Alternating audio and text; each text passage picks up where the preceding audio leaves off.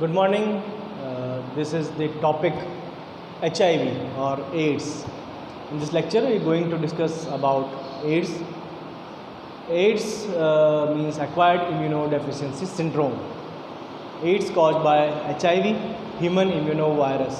तो ह्यूमन इम्यूनोवायरस है जो एक डिजीज़ कॉज करता है जिसका नाम है एड्स, एक्वायर्ड इम्यूनोडेफिशिएंसी सिंड्रोम। अब डिजीज़ और सिंड्रोम थोड़ा सा डिफरेंस होते हैं, एक दूसरे में डिफरेंट है, दोनों में कुछ डिफरेंस है। सिंपल पहले भी डिस्कस किया है जेनेटिक्स वाले चैप्टर्स के अंदर, लेक्चर्स के अंदर, क्या डिफरेंस है इनके अंदर। तो सिंड्रोम एक ग्रुप ऑफ डिजीज़ होता है जो कई सारे ऑर्गन्स को अफेक्ट करता है, जनरली बाय बर्थ होता है। ये बाय बर्थ नहीं है, एक्वायर्ड है, जैसे नाम में पता चल रहा है, और ये ठीक नहीं होते। तो HIV इन्फेक्शन अगर है किसी पर्सन को तो भी ठीक नहीं होता, एड्स भी ठीक नहीं होता। इसकी हिस्ट्री की अगर बात करें तो इसका फर्स्ट केस 1959 के अंदर मिला था। उसके बाद में 84 में, 87 के अंदर, 86 में इंडिया में भी मिला, उससे पहले अमेरिका में मिला। इस तरह से पूरे वर्ल्ड के अंदर ये स्प्रेड हुआ। ये होता कैसे है, इसका इन्फेक्शन कैसे होता है, तो सिंपल एक लाइन में बताऊँगा आपको, with the contact with body fluid.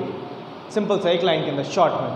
तो अगर कोई भी पर्सन एक हेल्दी पर्सन इन्फेक्टेड पर्सन के कांटेक्ट में आ रहा है और उसके बॉडी फ्लूइड के कांटेक्ट में आ रहा है, दो पर्सन का बॉडी फ्लूइड एक दूसरे कांटेक्ट में आ रहा है, तो उस कंडीशन में एक से दूसरे को हो सकता है।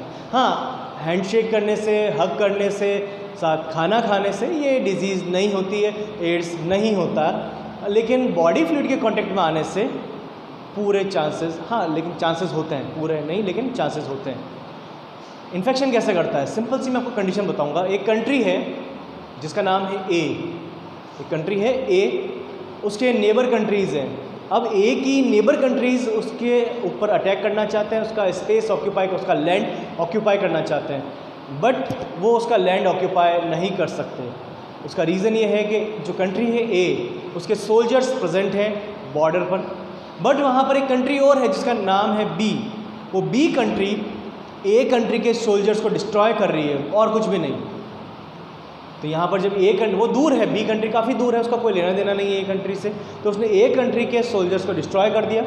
तो अब कंडीशन ये होगी, जो नेबर कंट्रीज़ है वो अटैक करेगी, और अटैक करने के बाद में जितना भी लैंड है उस ए कंट्री का वो ऑक्यूपाई कर लेगी। इस तरह से ये पूरी कंट्री डिस्ट्रॉय हो जाएगी। जो एक्चुअल में कंट्री थी वो अब बढ़ जाएगी, कोई दूसरे कंट्रीज उसको ऑक्यूपाई कर लेंगे और वो वहाँ से ख़त्म हो जाएगी।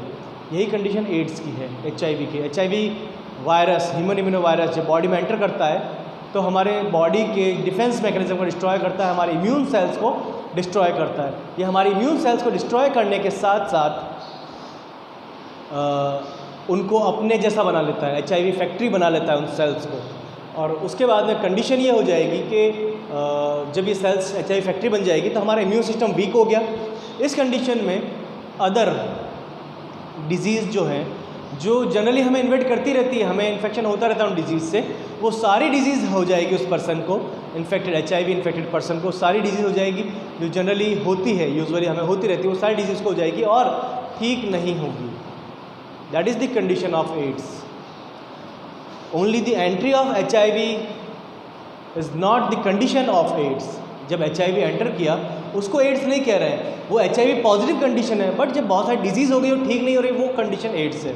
इसके वायरस के स्ट्रक्चर देखें, इसमें लिपिड लेयर होती है, लिपिड की लेयर पर ग्लाइकोप्रोटीन्स प्रेजेंट होते हैं। ये भी डिफरेंट टाइप के ग्लाइकोप्रोटीन्स होते हैं, ग्लाइकोप्रोटीन 120, ग्लाइकोप्रोटीन 41, और अंदर एक और लेयर होती है ग्लाइकोप्रोटीन 17 की। इसके अंदर इसका जेनेटिक मटीरियल RNA होता है। Usually most of the animal viruses have DNA as genetic material, but